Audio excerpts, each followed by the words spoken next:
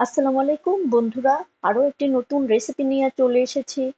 দেখুন কত সুন্দর হয়েছে রেসিপিটি। তো চলুন কিভাবে এই রেসিপিটি তৈরি করতে হয় আপনাদেরকে দেখিয়ে দিচ্ছি। আজ আমি তৈরি করব বেগুন দিয়ে ইলিশ মাছের ঝোল।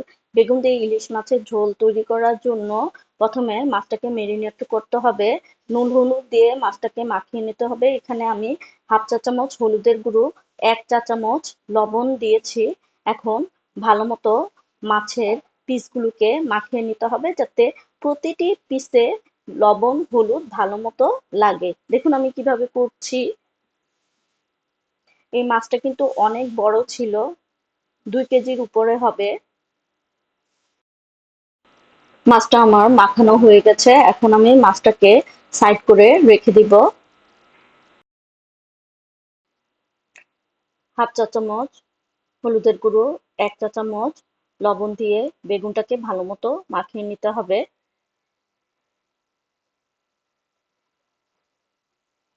দেখুন আমি ঝাঁকিয়ে ঝাঁকিয়ে বেগুনটাকে মাখিয়ে নিচ্ছি, এতে করে হলুদ লবণ ভালো মতো বেগুনে মিশে যাবে।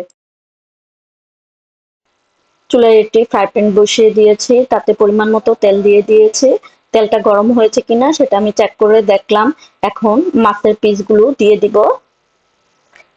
ইলিশ মাছে বেশি কিন্তু তেল দিয়ে ভাজতে হয় না, কারণ ইলিশ মাছ থেকেই তেল উঠে, এজন্য অল্প পরিমাণে তেল দিলেই হবে। ইলিশ মাছ কিন্তু খুবই অল্প ভাজতে হয়, সামান্য সময়ের জন্য। মাছটার এক পিঠ হয়ে গেছে, এখন আমি উল্টিয়ে দিচ্ছি।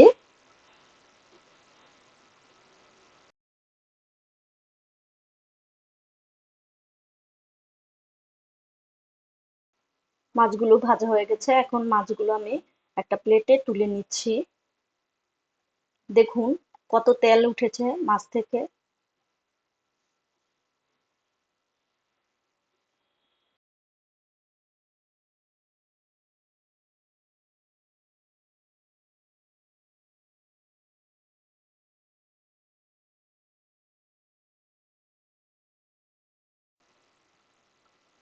মাছ ভাজার তেলে বেগুনগুলো ভেজে নিচ্ছি। বেগুনের সাদা অংশটা নিচের দিকে দিতে হবে।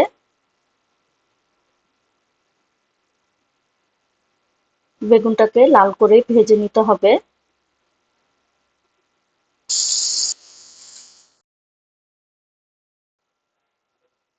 বেগুনের এক সাইড ভাজা হয়ে গেছে, এখন আমি উল্টিয়ে দিচ্ছি বেগুনটা। দেখুন লাল করে ভেজে নিয়েছি।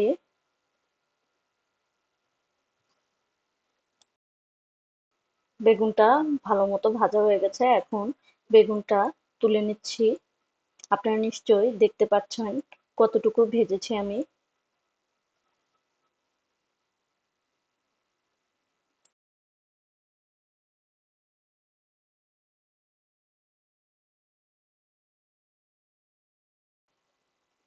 এখানে আমি পরিমাণ মতো তেল দিয়ে দিয়েছি। বড় সাইজে 2টা পেঁয়াজ কুচি দিয়ে দিলাম। পেঁয়াজটা সোনালী হওয়া পর্যন্ত অপেক্ষা করতে হবে। নাড়াচাড়া দিয়ে দিচ্ছি। পেঁয়াজটা সোনালী কালার হয়ে গেছে, এখন 1 কাপ পানি দিয়ে দিলাম। এখন আমি গুঁড়ো মশলাগুলো দিয়ে দিব।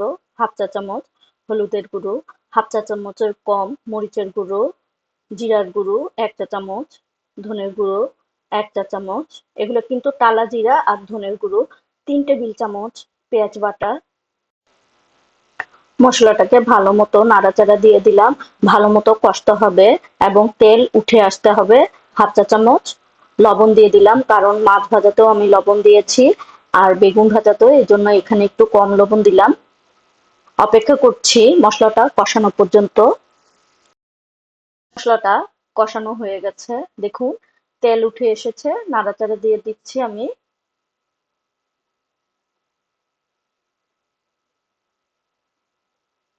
এখন বেগুন ভাজাটা দিয়ে দিব। বেগুনটা কিন্তু অর্ধেকেরও বেশি সিদ্ধ হয়ে গেছে। আলতো করে আমি নাড়াচাড়া দিয়ে দিচ্ছি বেগুনগুলো যাতে না ভাঙে, সেজন্য।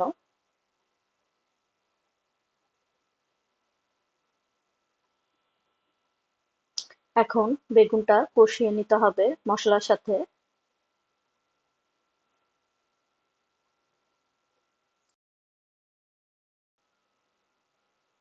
দেখুন বেগুনটা কষে গেছে। এখন আমি পানি দিয়ে দিচ্ছি, 1.5 মগের মতো পানি দিয়ে দিলাম। এটা হচ্ছে ঝোলটা আপনারা যে যা পছন্দ অনুযায়ী দিবেন, আমি আমার পছন্দ অনুযায়ী দিয়েছি। তরকারি ফুটে গেছে, এখন আমি ইলিশ মাছ ভাজাটা দিয়ে দিচ্ছি।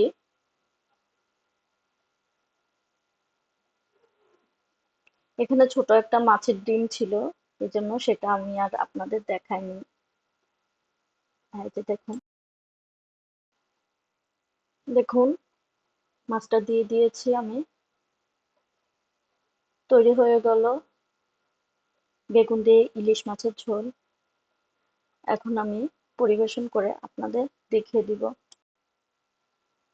আমি একটা বাটিতে পরিবেশন করে আপনাদের দেখাচ্ছি।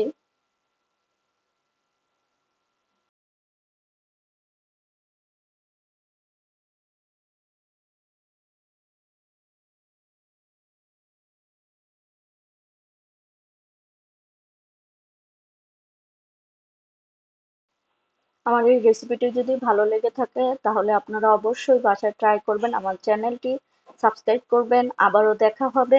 আল্লাহ হাফেজ।